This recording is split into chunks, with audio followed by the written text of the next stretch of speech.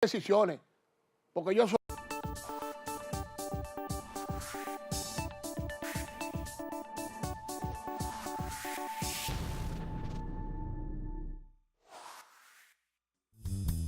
The views and opinions expressed in this program are those of the participants and do not necessarily reflect the views of Bronxnet or the program underwriters.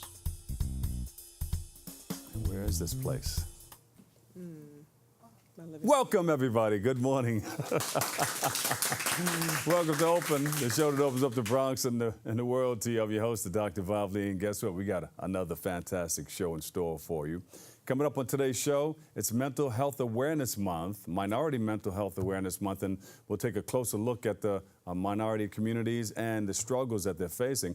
Plus, we'll check out a program working to employ youth with a focus on food preparation. Yeah, see them roll up their sleeves and put it all together. And then we'll be joined by the NYPD members for a look at their programs. I see them work in the community. They do their thing, and they're going to be working, and you're going to see how they're connecting the community together. And then we'll learn about a housing fair. It's coming to the Bronx with a goal to educate the community on home ownership and more. So get it ready.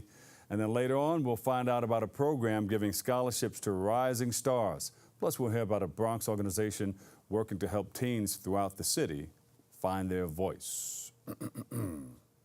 So stay tuned. All this and more headed your way. We are now open.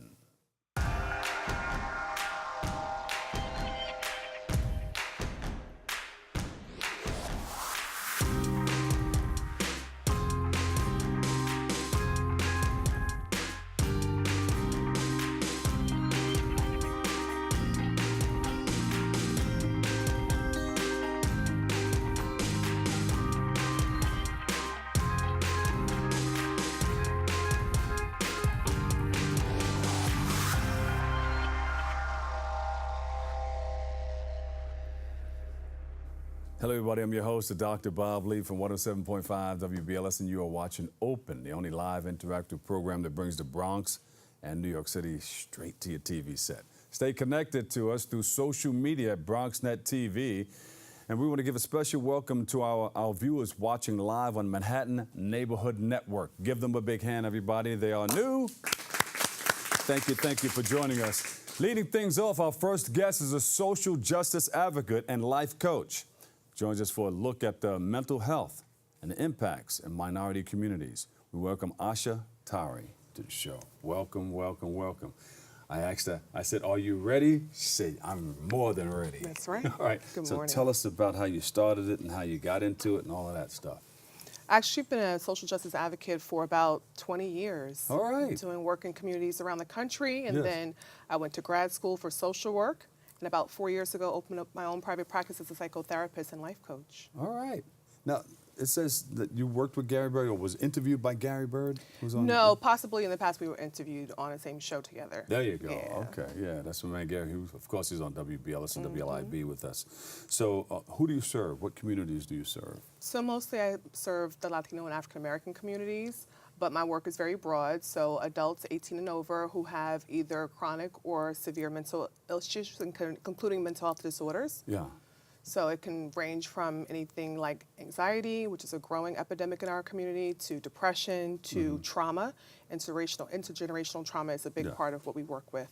And some of the mental health issues that you deal with, do people easily come to you, or you have to seek them out, or? No, so these are functioning adults, people who are working, sometimes working and going to school, raising families. So most people find me through reaching out on different websites, or social media is a big way that we market our services as well. So these are people who want to be in treatment. They're voluntarily active in their own treatment. And of course, as you well know, there's a big stigma attached to Absolutely. mental health, and some people don't want to step up to the plate and maybe realize that they do have a problem or situation. How do you help them with that? Well, again, people are coming to me voluntarily. It's different when you're coming to me involuntarily and someone is forcing you into treatment. Yeah. But when you're coming on your own because you see issues arise in your personal relationships or work, or it's affecting multiple areas of your life at one time, people understand that there's reasons for that, but they don't quite know what the root cause of it is. So when we talk about stigma, especially when it comes to minority communities, we talk about the issues around historical stigma and how that has played an impact in people not seeking out treatment over time. But what we try to do is work with people where they are. So we look at it as a way to develop and cope with different things that may have been maladaptive over time, and understanding that mental health is something we all deal with. Mental illness is when it's chronic and it's something that has been affecting them over a course of time. So most people are dealing with psychological issues as it pertains to stress, medical issues, intergenerational trauma. So we're uncovering all of those things, and we're taking the stigma out of it by working with the root cause of what's happening. Something snaps them out of it, and they come to you or come to people like you. When should one step up to the plate and say, hey, I have a problem and I need help? Good question. When you find that your coping tools are no longer working. So if you're doing things like smoking, drinking to cope with sadness or loss or emptiness, when you find yourself overeating or lashing out at people, raging out, when you find yourself losing job after job, losing friends and relationships, then you know that there's something going on that you need to seek professional help for. And you've been blaming everyone else, but now it's time to take a look at yourself. Be accountable. Yeah. So what do you do upon finding that this person has this problem? What's the first thing, the first step that they need to know? Well, number one, we look at it as an environmental, social, and psychological issue, not just something that stemmed from what the person may have lacked growing up, like parental issues that have affected them long term, or different ways in which their family modeled coping. And especially for our communities of color, we have had a long history of suffering, but we don't acknowledge it publicly. We think that part of our life and upbringing is inclusive of suffering. So we talk about that, and we talk about A lot of people think it's normal. They think that it's normal. They think that it's a part of their culture to suffer. So we take that into context and we put it into the environment, and we look at the social systems that impact people's lives as well. Not just your psychology as it pertains to you as an individual, but how the community is impacted by it and how you're impacting the community. Yeah. Wow. Yeah. So you go deep. It's deep. Yeah. So you go deep so you can draw out all this, you can find that there's problems along the way, and you can help put those or mend those problems or help heal those problems? Well, definitely help heal those problems, but from a culturally relevant perspective, we definitely talk about race and ethnicity. We talk about the ways in which our society impacts people with traumatic experience, especially from the diaspora. So we make it very contextual to what the people are coming in for. And a lot of my clients are people of the diaspora, so Latinos, African Americans, Africans, first generation immigrant families, but also people from other communities too. But we look at the context in which the person is coming from versus the person outside of the environment. They are a part of their environment. And what does that part of being in their environment play in their lives, and how they cope with racism or sexism or misogyny? How does it affect their relationships, the way they deal with other people at work or at home or in their communities? So it's very sociological as well as psychological too. And this is a broad spectrum. Do they come with you? Do they come to you for like specific problems? Does it stand out more so than anything else in our communities?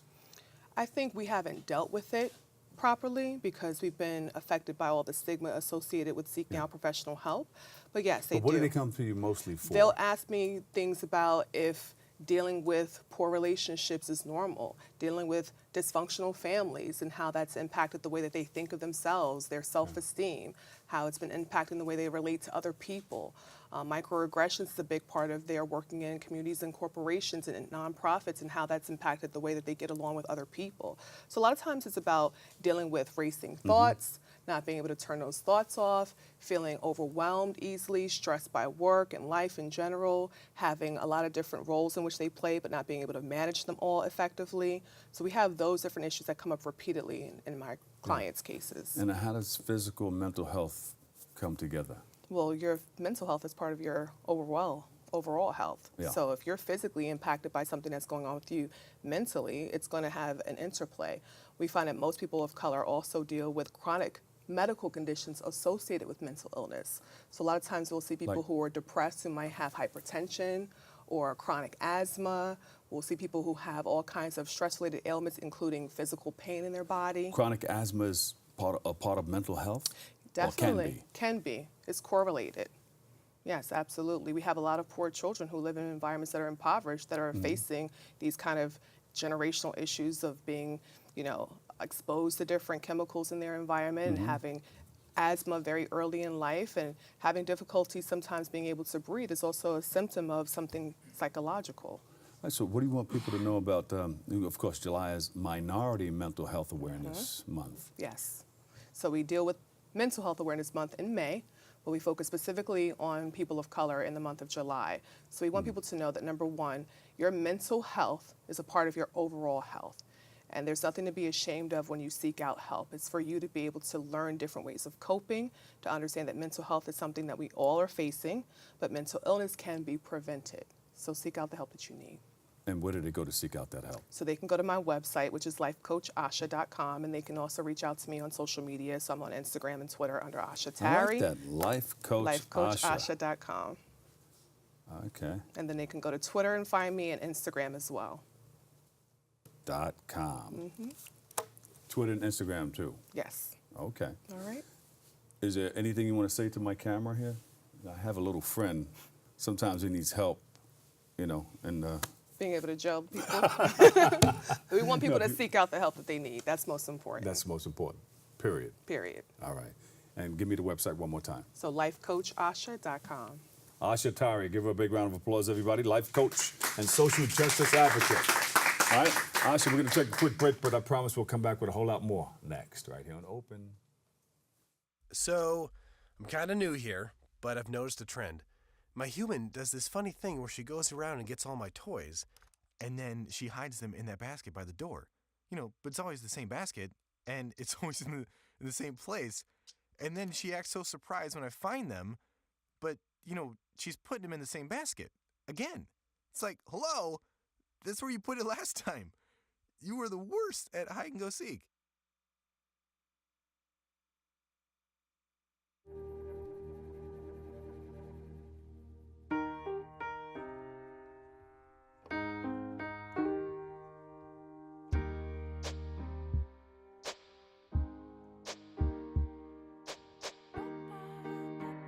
And I can't change, even if I try, even if I wanted to. My love, my love, my love, she keeps me warm. She keeps me warm. She keeps me warm. She keeps me warm. She keeps me warm. She keeps me warm. We are neighbors and best friends. I love my sister. My heart doesn't see race. Love is love. Our family is no less than any other family. Love is kind. Love is patient. And welcome back. I'm your host, Dr. Bob Lee. Our next guest is the employment specialist for Youth Action, YouthBuild, and joins us today for a look at the upcoming Good Food Job Workforce Development Program. We have Eugene Rodriguez. We welcome you to the show. Thank you. Thank you so much. Thanks for coming. Thank you. Tell us all about it. Tell us about some of the things that you do. Well, traditionally, Youth Action, YouthBuild is more of a high school equivalency task attainment program, and we usually have construction as our employment arm. But okay. For this summer, we're venturing into a new arm of programming, the Good Food Job Training Program.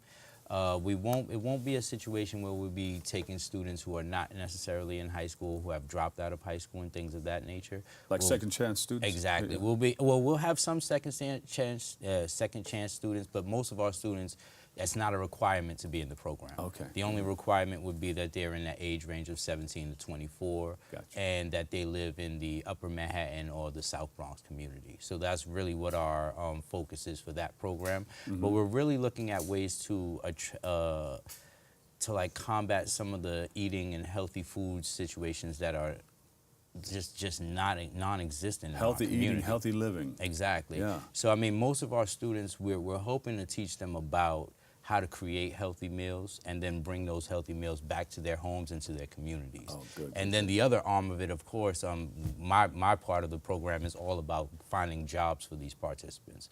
So after they're done with our program, we'll basically be it'll be like a 3-stage program. So they'll go through training for about 4 weeks.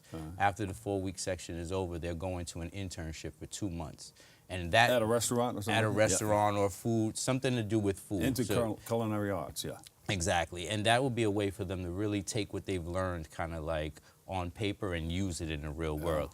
Also, to be a time for them to develop some connections within that food network so that they can either use that internship to springboard into a real job or use the connections to be able to connect to other employment opportunities. You know, I can see a competition and everything behind this. Yeah, and I mean, it is kind of, that's kind of like what we're thinking, because we want it to be fun. We don't want this to be a program that's like really like bogged down about just cutting up stuff and doing that. So we're doing a Instagram, pretty much an Instagram challenge with our students. It'll be one of the fun activities we'll have with them, and we're gonna have them go into the community and basically take pictures of healthy food options within their community. And I can see healthy food recipes and things that they come up with. Exactly. So I mean, the other have to be judged by some of the top people in the Food Network. Yeah, I guess we could potentially get there. Yeah, if we could get to that point, that would be great. I mean, this will be the first time we're running this program, so it's really about like the pilot and trying to get everything. So you just started this. Exactly. Yeah, We're just good starting. idea. Good idea. And it'll be our first. We'll be starting in about a week and a half. So that'll be our first situation with this. After that, I mean, we'll be following. So that's why you named it Good Food, Good Jobs. Exactly. Because the onus is on getting these people jobs at the end, getting the young people employed, having a new workforce within this healthy food sector. It's doing a whole lot. You know, you're teaching them how to eat healthy, and then they bring that healthy food home and then into their communities. Exactly. And then they get a job doing it so they can, you know, make a living from it. Exactly, and that's what's important. I mean, it kind of is interconnected. You know, if you're eating well, you should be living well, and that includes education, that includes work, and doing everything that, you know, giving back to the community, because that's another arm. It'll be about, you know, volunteering and going out into the community and spreading the word about these things and doing all of that stuff. Yeah, eating well. Well, that's something that you can control. You know, sometimes you can't control the air and the environment, but you can control what you put in your body. Well, we can try to. I mean, the thing to combat is the fact that in our neighborhoods, we have so many unhealthy food options, and that they're so cheap that it attracts most of our young people to say, oh, let me go to McDonald's and eat a hamburger as opposed to the fruit stand and buy a fruit salad. Right. And we're trying to make them understand that it's not as expensive as you really believe it is, and then the effects that it has on your body is also very important. But once you're into it, you start seeking it out. Exactly. And you go after it, even if it's 100 miles away. If you have to go upstate New York to get the food, bring it back. And I think if we start with a younger population, then they take those healthy habits with them as they grow. And then bring them to the community, spread the information, and that's really what the goal is. Good idea, Eugene. Give Eugene a big round of applause. Great idea. Thank you. So, who can qualify to get involved in your programs? Anybody between the ages of 17 and 24. Our catchment area is Upper Manhattan, so that would be Harlem, East Harlem, West Harlem, Washington Heights. We're also in South Bronx. So anybody from those communities would be eligible for our program, but to a large extent, we're also open citywide. So anybody who comes to us, we have a small number of students that we can accept that are outside of our catchment area. Oh, okay. How many are you looking for generally? We're looking overall? for 15 overall, 15 students for this pilot program. After that, we hope to expand that to about 30. And good, you get some of those kids, you know, they'll probably go off and get some good jobs and really get into it, and they'll come back and be a part of what you're doing, do a live testimonial. Yep, that's what we want. You know, bring back, have our students come back, because a lot of times young people learn best from each other. So if they hear from someone who looks like them, is in their age range, they're more likely to lock in on that message. And where do you see this 5 years from now? I know it's brand new. It's a brand new baby. Well, I mean, 5 years from now, we're hoping that we're able to kind of like funnel a workforce into either hospitality, restaurants, anything and everything to do with food. Or even further their education. Well, that's the other thing. We'll be pushing our students into college. That's something that we definitely want to. So I guess in 5 years, we'll have our first or second graduating class of college students, which would be great. And then we'll also have some students who are probably, you know, head chefs, lead chefs, or whatever it may be. Eugene, take that camera right there and ask for what you want. So if you're looking to get involved in a wonderful program, Yep, if you are interested in learning about culinary, the food sector, or anything like that, and you're really focused on working in jobs, Please come look us up, Youth Action, YouthBuild for our Good Foods Job Training Program. Thank you. Eugene Rodriguez, give him a big round of applause, everybody. Employment Specialist, Youth Action, YouthBuild. Yep. Thank you for all the work that you do in Thank our you. community. We need people like you. We have to take a quick break, but stay tuned. We'll be right back. All right.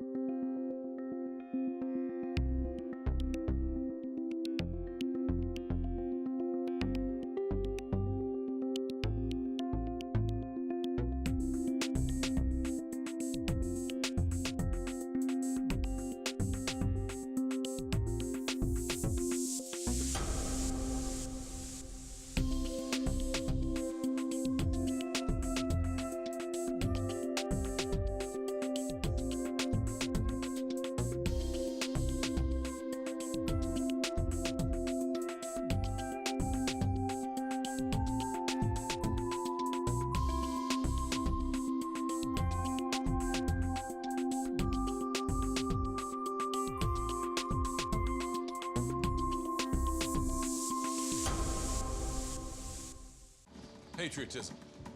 It inspires passionate debate. It's worn like a badge of honor with good reason, because it means love and devotion for one's country. But what really makes up this country of ours? It's the people. To love America is to love all Americans. This year, patriotism shouldn't just be about pride of country. It should be about love. Love beyond age, sexuality, disability, race, religion, and other labels. Because love has no labels.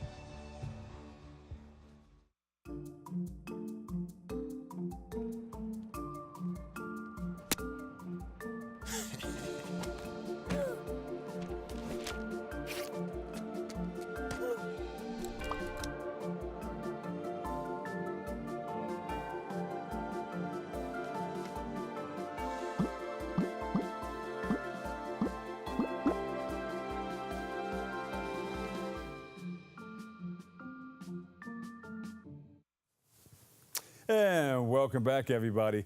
You know, on August 7th, the National Night Out Against Violence will take place, and it's all over the nation, yes. And joining us for a look at this wonderful event and their work in the community, we have Detective Tanya Duhaney. I've known her for a long time, and Detective Fred Boom Boom Washington in the house. Welcome. Thank you, thank you. First of all, before we get into it, how did you get the name Boom Boom? How did I get that name Boom Boom? Well, it happened in the 47 precinct.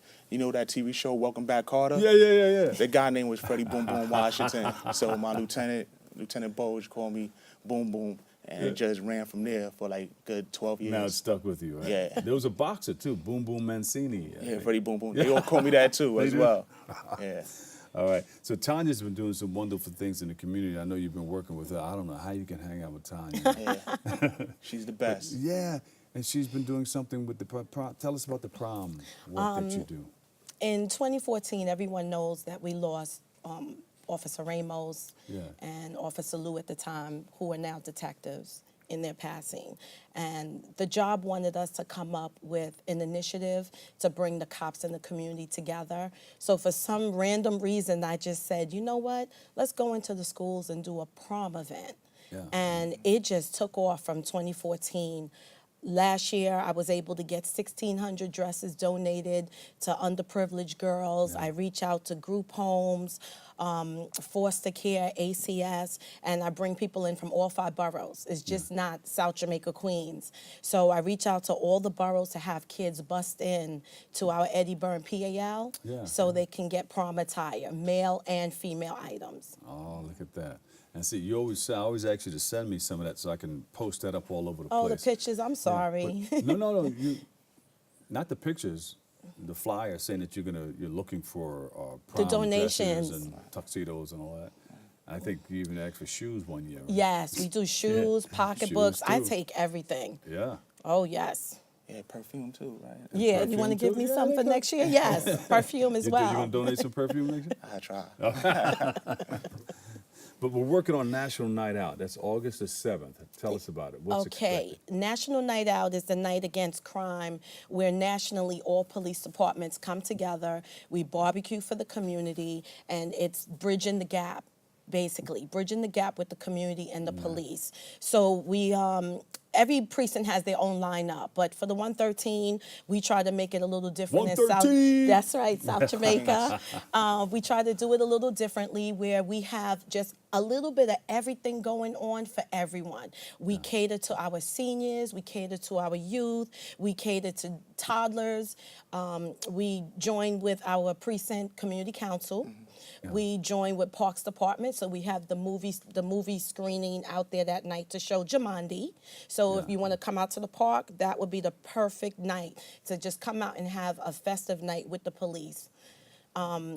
It's just a great night, And what this does, it grabs the community and the police department and puts them together. It creates like a harmony. Although they have a harmony day too, but this is like another harmony day. Yes. It makes a strong bond with the police department as well, definitely. And also we do, in like the neighborhood coordination program, we have every 3 months, we have a safety meeting between the community and police to let them know what's going on in the community, and also let the people tell us what's going on in the community, so they could be our direct contact.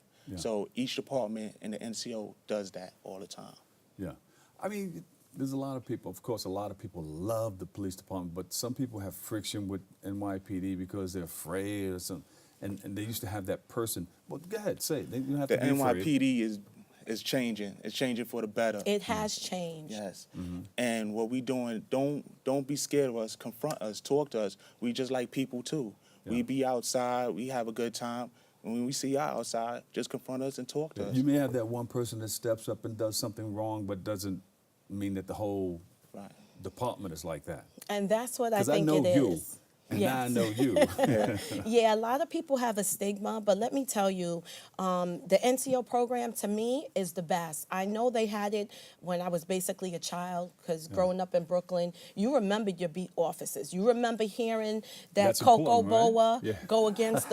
go against the brick wall, and you knew that your community officer was on that block. You knew that community officer by name. So I know that this program works. It's just that we want to have the community realize, listen, guys, walk into our station house. Everyone has the right to do that. It's a public building. Come in and you can see for yourself that you do have great offices within your local precincts. And your commanding I know a lot of you officers. guys. I know who you are. I know who some crazy people are too, but I know you guys. You know. Like for instance, my safety meetings, I have safety meetings every 3 months. My first safety meeting, I had 203 people come. My second safety meeting, I had 330 come. The fourth safety meeting, I had 444 people at my safety meeting. So I had the highest in the whole city. Almost close to 1,000 people. And that's a lot. Walking into a station house for a meeting, that's a lot of people. And not everybody's going to do what you guys do. I mean, you help out with proms. You're in the community. Got your sleeves rolled up. You're helping others get what they need out of life. And that's important. Definitely. And I won't stop. Won't stop. This is my life. South Jamaica is where I'm from. Growing up in the 113, which is just like unbelievable to be working in the same precinct that I actually walk those streets, walk to Jamaica Avenue, walk down Sufton Boulevard to work there is just awesome. The mighty 113. You guys got me one year though. Oh, I'll make up for it next year. It was good. It was my fault though. Why? What did you? When I first started working with WBLS, I gotta tell a story. Yes, now. I want to hear it. You sure the whole thing? No. I want to hear some of it. All right, some of it. I'll leave some of the other stuff out. Right? I was going up Jamaica Avenue, and you know, Percy Sutton. Then he was running for election. Well, he gave me the horns to put on top of my vehicle, and we had a sound system in there and everything. So I'm like, yeah, WBLS, Dr. Bob Lee, Mr. Magic, all up Jamaica Avenue. This guy jumps out, this officer jumps out in the middle of the street. I almost hit him. He said, hey, stop the car. I said, oh my God. I jammed on the brakes. He says, you can't do that. I said, hey, I'm sorry. You want to give me a warning? He said, no, get out of the car. Park that car over there. And took me to the precinct. No. And all it was a sound permit. But he handcuffed me to the radiator. I said, no. Oh, my But goodness. then the sergeant came out and he let me go. Okay, that was the 103. That wasn't the 113.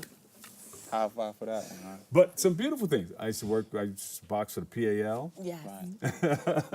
I have lots of friends, you know, up at the One Police Plaza, and you guys are doing a great job, and we thank you for your service. Thank you. We appreciate Thank you for having us. And just if I could say just a few words before I leave, I just want people to know, come to your community affairs offices, use your NCOs, because that's what we're here for. Yes. We are here to bridge that gap, and I want to thank our Chief Moynihan, our Chief Harrison. Big up to the Chief. Yes, we need to thank Chief, I'm them coming to see you. They are definitely the forefront to making this change with the police department. Also the police commissioner as and well. our police commissioner. Yes, I'm sorry. I know, I was in that meeting. Yeah, we had a good time, and we got a lot accomplished in that initial meeting, saying that we're going to do what we're going to do in the community. And they're doing it. Yes. Yeah, we don't talk about it, we be about it. I see the commercials out there, too. Yeah. But thanks for coming on. You're always welcome to come on again. Thank you very much, Bob. Helen said, my girls are coming on, my guys are coming on, and, you know, we're going to have a good time. And I got you. Brought you a little goodie bag. You got a goodie bag? Yes, we brought you a goodie bag. We'll hook it up. Thank you for your service. We really appreciate you guys. Thank you. Give them a big hand, everybody. Detective Tanya Duhaney, NYPD 113. Hold on, Duhaney. And Fred Boom Boom Washington, NCO from the 42nd. All right, we got to take a quick break. We'll be right back with more next. For all the papas out there, let's stop what we're doing and take a moment. A moment to be with our kids. They can be loud moments, goofy moments, sporty moments, dorky moments, kooky moments. Moments when we talk or walk or just hang out. It doesn't really matter. They all count, because every time dads take a moment to be with their kids, well, it's pretty momentous. So let's all take a moment to make a moment today.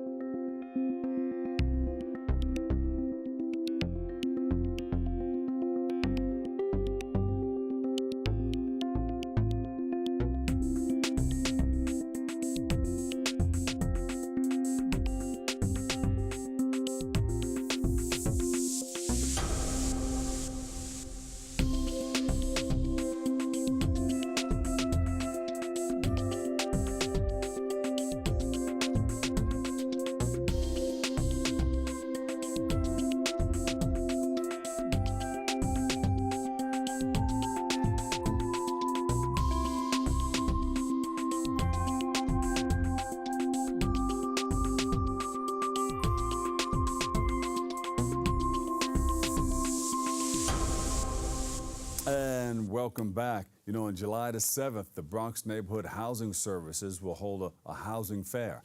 And joining us with all the details, we have Oscar Morillo. Oscar, we welcome you to the show. Thank you. All right, this wonderful fair, tell us about it. Yes, we are having the 5th annual housing fair this Saturday, July 7th, at 3356 Seymour Avenue in the Bronx. We are focusing this year fair on home ownership. So the Bronx NHS is trying to increase home ownership for low and moderate and middle income families in the Bronx.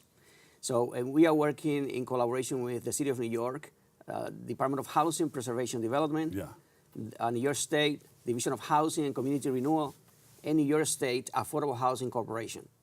So we are trying to help low, moderate income families with down payment and closing costs. We have about $1.5 million that we have received from the City of New York and the State of New York to provide grants in the form of forgivable loans so that we can help with down payment and closing costs, and in that case, to provide access to low and moderate income families to buy their first home.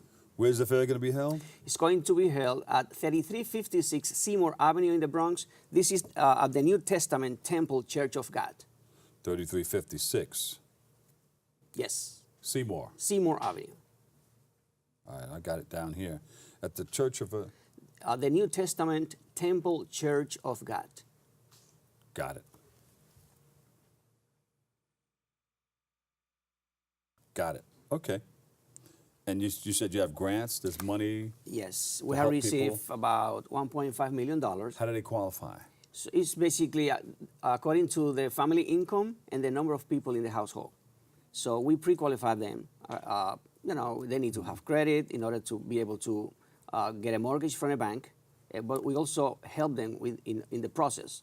Yeah. So when they come to us, they don't know anything about how to become a homeowner. So we provide education.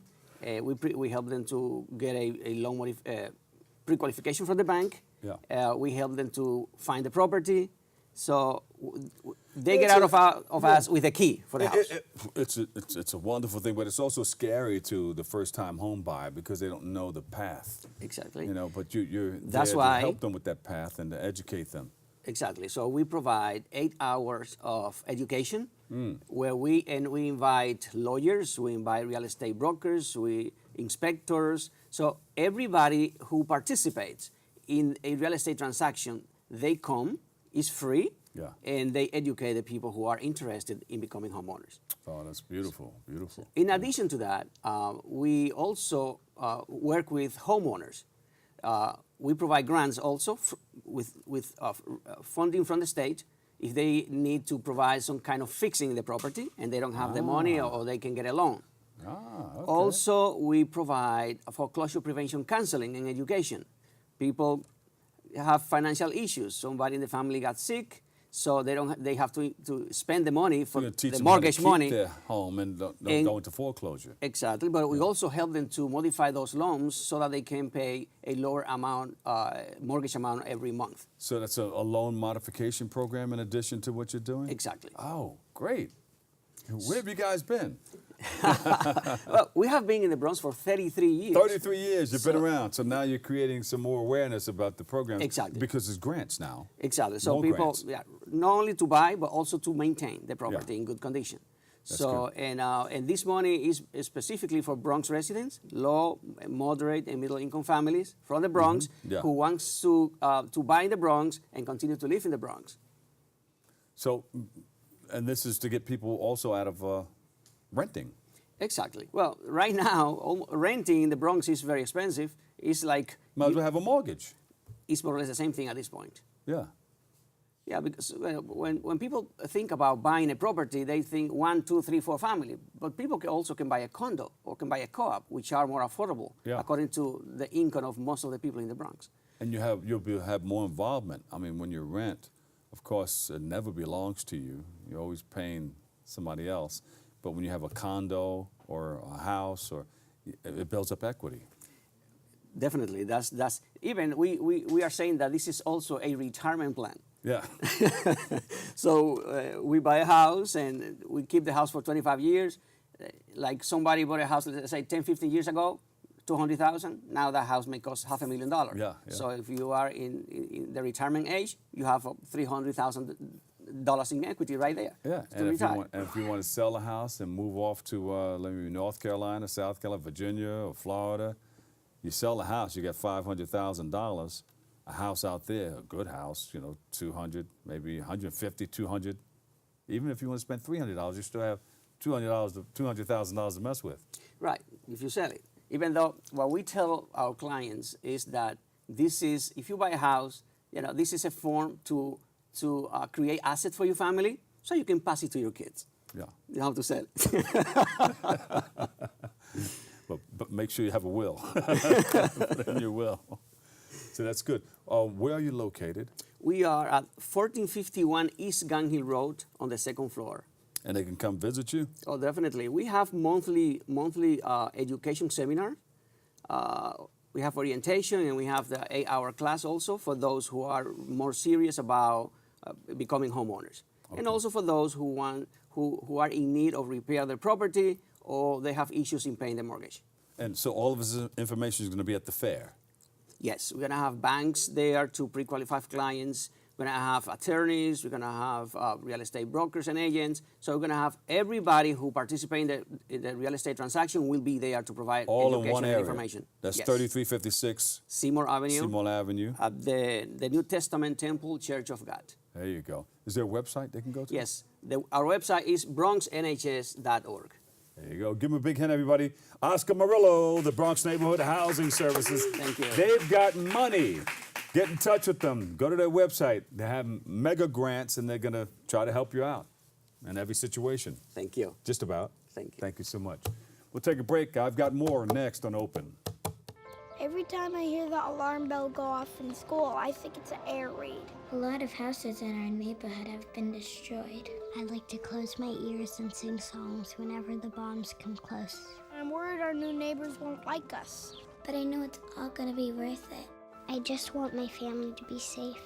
But these are not my words. These are not my words. These are not my words.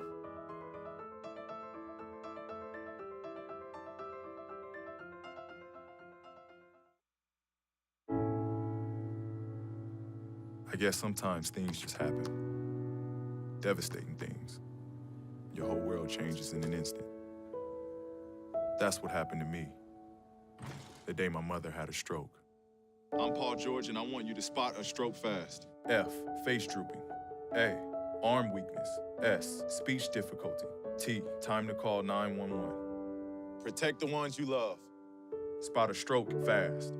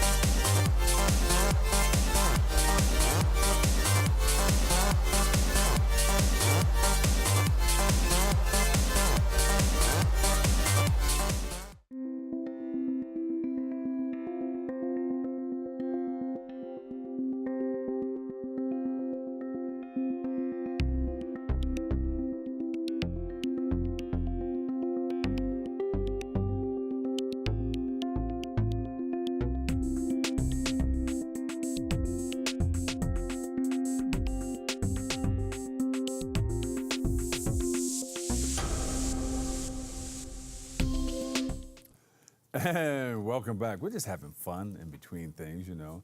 Welcome back. You know, on July the 28th, our Rising Star Incorporated, they're going to hold a scholarship gala. And joining us with all the details, we have founder Danielle Worth, and her mom is here too, co-founder Darcel Worth. We welcome you guys to the show. Thank you. Thank you for having Mom us. and daughter doing their thing, yeah. So you have this wonderful gala, but tell us about the organization.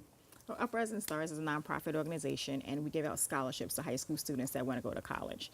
And so basically, we have an application process that we send to the high schools, and they would have to apply to the application process, send the application back to us. We have a committee that actually goes over all over the applications, make sure that, you know, everything is intact, and then we select one or two people based upon the donations that we have received throughout the course of the year. And then we put on this big gala to celebrate them, you know, to honor them in front of their family and friends. And we invite professionals, we have keynote speakers, we have entertainment, sponsors, stuff like that, just to kind of make it a really special event. Mom, how did you guys come up with this? Well, Mom, you said Danielle came to you with the idea, or you came to Danielle with the idea? No, Danielle came to me. Mom said, yeah, I got you. I'm back with everything you want to do. She wanted to do something, and she said, Mommy, I want to start a business, nonprofit, and it was in reference to her stepfather who was deceased, is deceased. And so I said, okay, well, you know, go with it, you know. And so she was looking into it, and then she came back, and, you know, we were discussing the name, and she had Rising Stars. I said, no, you know what, let's go with Uprising Stars, because the sky has no limits. Oh, yeah. You know, and when God is blessing you, you know, you just keep moving forward. So that's how we got to that. Wonderful. See, you guys was just sitting in the house kicking it back and forth? Yeah. Well, I mean, we were all doing things individually. Like I was a part of different organizations where I was just volunteering, and I was in graduate school, and I kind of felt like I wanted to do something that I could control and that I could be consistent with, because life kind of gets in the way sometime. And so I was like, so right, look at her. So that's how I was like, well, you know, I can start a business, and I wanted to start something with my family. And so I kind of came to her and was like, let's start a family business. Let's start something that I felt like really helped change me, and I felt like college was one thing that helped change the trajectory of things for me. Yeah, yeah. And it does that, right? Yeah. So I have another daughter. She's part of it too. Oh, good. All right. So it's a family affair. Yeah, yeah. So tell us about this gala. So the gala is July 28th. It's going to be in Elizabeth. We're recognizing 2 students who are going. One's going to American University. The other one's going to Rutgers in New Brunswick. And so we selected those students because they sent an essay and they just really had good grades. They had good recommendations. The transcripts were good. And they basically just we want to celebrate them from going to college, being good in school, having a 4.0. One of them is a valedictorian of the school. Yeah, so we really want to celebrate the ones that are doing well, that want to go to college. So we're going to have this big gala. Everyone's going to participate. We're also honoring other individuals in the area that are doing amazing things. Like we have like a communicator of the year, a mentor of the year, people that are just like unsung heroes, basically, that are doing things in the community, you know, that we just want to celebrate and we just want to honor. I like it. I'll make you guys a part of my foundation, to make the Grade Foundation for Education. Kind of got the name almost the same, the same way, because I was in the shower and names started coming to me, and I came scrambling out of the shower, scuffling across the floor, and I went and wrote it down. I still have that wet-looking piece of paper. But that's wonderful, you know, whenever you're gathering together to help others get what they need, it's important. Yes. Because we need more people like that, especially in these times. Yes. These are trying times, so we need more. We need all the help in the world. That's You true. know, We're coming and I'm up glad on our that you guys 7th are there. year. Yeah. Oh yeah, 7 years doing 7 that. years. So, you know, we kind of... That's a number. Yeah. That's a number. It's. You know the significance of number 7 Dallas. in the Bible? No, you got to go there. Or you can pick up my book, 7 Ways to Make the Grade. Yeah. Okay. I have it right in there, in the middle. Go to Amazon. I'm not selling my book, but I'm just letting you know that it's in there. Yeah. And the 7 has great significance. Okay. Yes. So you're going to be doing this. The date again is July. July 28th. Uh-huh. It's going to be at the Hilton Hotel in Elizabeth, New Jersey. And the time is from 5 to 10. So it's going to be a great event. You know, we all Is it gown or it's formal. business attire? You can wear business attire. It's formal. We try to get it. We take a red carpet event, so we take a lot of pictures. So we kind of want you to put on your Sunday best, so to speak. So if you got a business suit that's fabulous, we want to see it. All right. Or just break out the tuxedo. Yeah, tuxedo. We take pictures, put it on our website, just kind of showcase everyone at their best, having a good time, networking, and just kind of like celebrating and being positive and doing something and just celebrating the young folks who are doing well. And so that's How important is that, Mom? Well, it's very important because, we have so many kids that go astray. They take a different path. They don't have a support system or somebody to help encourage them and, put them under their wings and try to help them. So, I struggle as a single mom with my 2 daughters. But you disciplined them. Yes, I did. But you didn't take no mess, right? No. So, Did you make them cut down and switch? No. No, I made them get the belt. You made them get the belt. That's scary in itself, right? Yes. That long trip to go get the belt. Yes. What you waiting for? Get back. No. Yes. Yeah, but it's very important, though. We want to see other kids have an opportunity because so many kids don't have an opportunity, and not because they don't want it, but because they just don't have nobody to give them that support and keep steering them in the right direction. We need more moms like you. We need more daughters like you. Yes. And your sister. Yes. What's your sister's name? Kiana. Kiana! We're giving you a big shout out. Yeah. Thank you for the work that you do, too. You're a part of this. All right, so where do you want to take this? How far do you want to go with this? We would like to be, like right now, we're primarily in New York, New Jersey, Connecticut, Philly. We would like to, kind of like have it in like multiple states. So that way everyone would have the chance to apply. And one of the things that we do with our recipients is that we stay in contact with them. We say, hey, send us an email. Let us know how you're doing. Did you graduate? How was school? So that way when we get sponsors and donors, and if you participated, if you give into the organization, and you say, whatever happened to the students? Did they graduate? Did they go to school? We want to be able to report back to you and say, hey, all of the students have graduated. They're in the workplace. They're working. They're doing amazing things. Here's what they're doing. They're going to graduate school. They're making $1 million and they're contributing back to the foundation. Absolutely. Right. So we want to be able to have that in the next 5 years, so to speak. Yeah. So are you looking for donors? Are you looking for sponsors? Absolutely. We're looking for sponsors, donate, people. We're a 501c3, so it is a tax write-off if you give What sponsors are you looking for? Corporate or? Corporate, small business, individuals. All right. Well, right before we go, you got a few seconds. get into that camera right there and ask for what you want. So if you are someone that's passionate about helping our youth, we would love you to be a part of our organization by giving a tax-free donation. Just to support the youth, this is our 7th year. We're sending kids to go to college. Most of our school students at this date have graduated. The others are still in school. So we pick very good students, and we just love that you could be a part of that and help our organization grow. There you go. And you're an entrepreneur and motivational speaker also. Yes. And Mom is right there with you too. She got skills. Yeah, Mom has skills. Mom Darcel Worth, give her a big round of applause, everybody. Uprising Stars Incorporated, and Danielle Worth, CEO and founder, entrepreneur and motivational speaker. Thank you. Thank you for coming. Yes. Come back and share more too. Okay. We have We to will. keep in touch. Yes. All right, we have to take a quick break right here, but stay tuned. We'll be right back.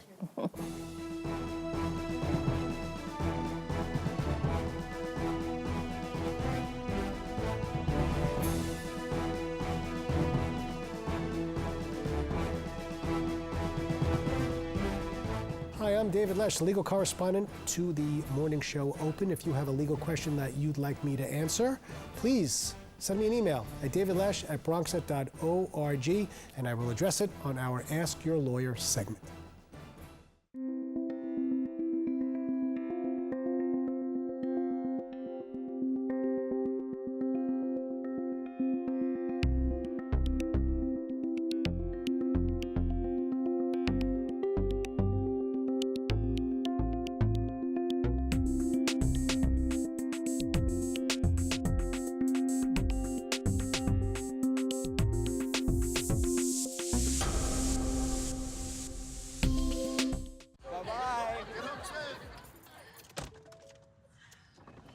Hi.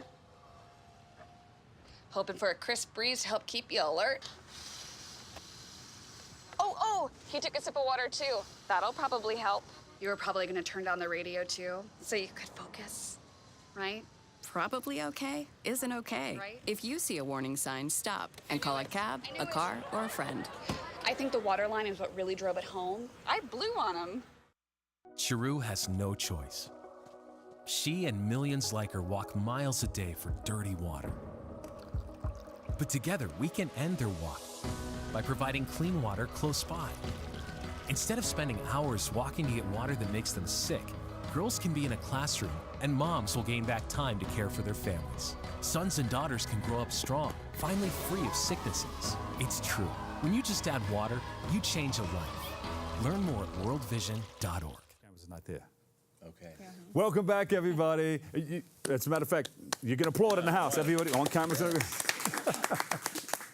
Bronx Loaf is a space where teens can work together to find their creative voices. And it's even written on the back of their shirts, creative voices, through poetry and prose and graphic novel. Yeah, we have Christian Clark here, co-founder, director, and Laura Mercogliano. We welcome you guys to the show. Thank and in you. the front, Thank you. of course, Bronx Loaf, and in the back, Yeah, the voice of the city. Voice of the city. Voice of the city. I like that. Yeah. Yeah, you got to send us, maybe lace up the whole crew with Absolutely. some T-shirts. No, I'm kidding. Sure. So tell us about the wonderful thing that you guys are doing with your organization.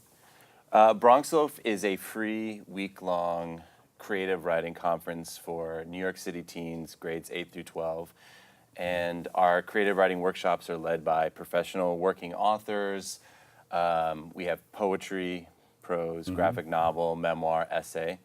And we're 6 years old, start officially this summer. Yeah, for the past 6 years, we've served over 300 kids from about 100 different public, private, and charter schools. Great, yeah. I like it. I like the work that you guys are, because kids need to know, you know. Adults need to know too. Right. Put it all together.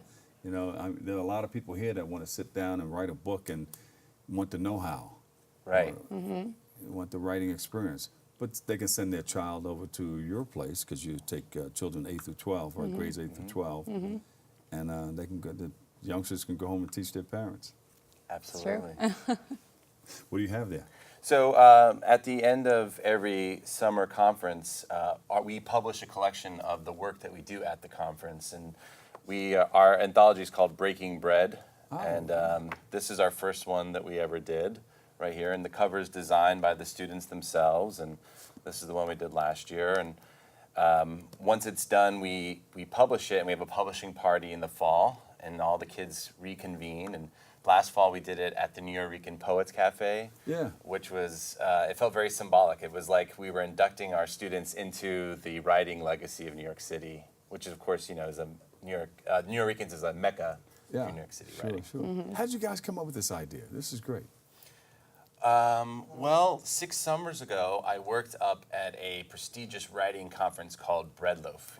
It's up in the Green Mountains of Vermont, and I wasn't a writer there, but I was working there, and I thought, okay, if this is, I see how this is all operating. If this is good enough for Vermont, I think this is good enough for the Bronx. So Bread Loaf morphed into Bronx Loaf. And later, about 8 months later in the spring, we had our first ever conference. I think we had 15 students. We did over 2 days.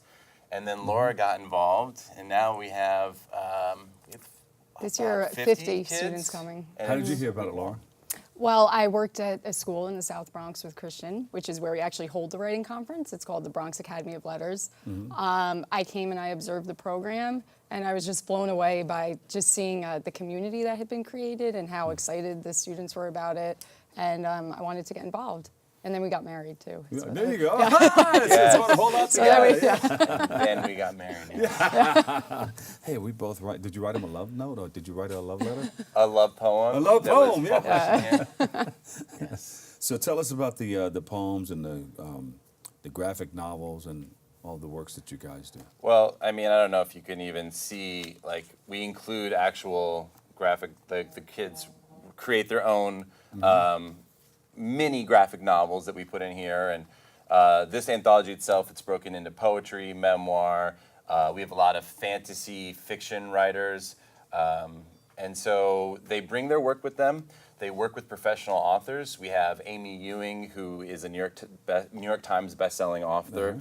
Dave Roman's a bestselling graphic novelist. Noel Quinones is from the Bronx. He's a poet. Mercy Tullis Bakari is a poet. And they work with each of these one-on-one and in small groups. Wow. And they get a lot of great feedback. They work on their piece throughout the week. And then by the end, they have like a really incredible piece of writing that they can then publish. We've had kids who won scholarships for the Scholastic Art and Writing Contest using the work they've created at the conference. So just add to it, right? Add to it. Keep going with it. Yeah, absolutely. Excellent. So where do you want to go with this? That's a great question. I think we would obviously love to get more students, draw them from New York City. We'd love to offer a second week if we could. We'd like to even expand to work with grade school level students. We even talked about taking it to other cities. Yeah. What are some of the cities we've talked about? We were talking about Chicago, LA, New Orleans. Well, Mr. and Mrs. Clark, say hello to my little friend. Hello, little friend. Hello. Ask for what you want. If you are a student out there, grades 8 through 12, and you love to express yourself through writing, through graphic novel, through poetry, through playwriting, it doesn't matter. We're the place for you. Bronx Loaf is the place for you. And if you want to support a program like Bronx Loaf, you can go through the Foundation for Letters, which is our nonprofit sponsor, and you can donate to them, and then we'll have hopefully enough resources to continue this program forever. Yeah. Forever, ever? Forever, ever. Forever, ever. So you go to what website? BronxLoaf.org? BronxLoaf.org. You can follow us on Instagram at officialBXLoaf. I think that's just about it. You can email us at bronxloaf@gmail.com. All right, there you go. Give them a big round of applause, everybody. Great job, great work, you guys. Christian Clark, director and founder, and Laura Mercogliano Clark, co-director. And husband and wife. Yeah. The team. All right. Unfortunately, that's all the time we have for today's show. I'd like to thank all of our guests, you, for tuning in and checking it all out. And if you missed any part of today's show, well, you can tune into the recablecast of Open at 5 and 10 p.m. or watch anytime on the web at bronxnet.org, or you can catch an all-new episode Wednesday at 10 a.m. with our host, Darren Jaime. For all of us here at Bronxnet, have a great and enjoyable day. We love you all. Peace.